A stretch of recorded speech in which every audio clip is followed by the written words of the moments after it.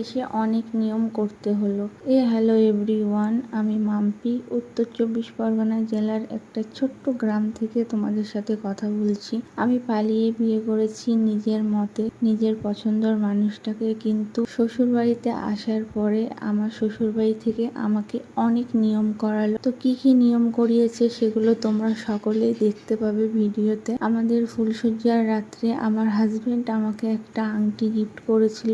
ওর সাধ্যের মধ্যে যেটা পেরেছিল সেটা আমার জন্য নিয়ে এসেছিল, কিন্তু দুর্ভাগ্যবশত সেটা আমার আঙুলে হয়নি, ছোট হয়ে গেছিল। ওটাকে পরে এক্সচেঞ্জ করেছে।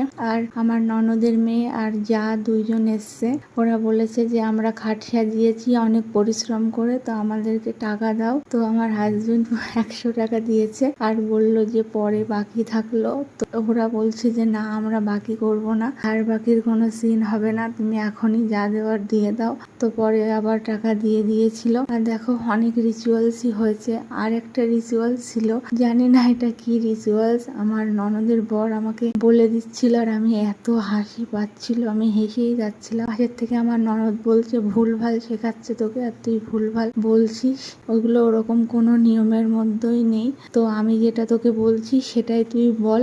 তারপরে আমি আমার ননদের কথা মতো নিয়মগুলো কমপ্লিট করেছিলাম। এটা কি একটা পান চিবানো ছিল। প্রথমে একটা গ্লাসে করে আমার ননদ দুধ এনে দিয়ে বলল তুই অর্ধেকটা খাবি আর মাম্পিকে অর্ধেকটা দিবি। তারপরে আবার একটা পান দিয়ে সেই সেম কথা বলল যে তুই অর্ধেকটা খাবি আর ওকে অর্ধেকটা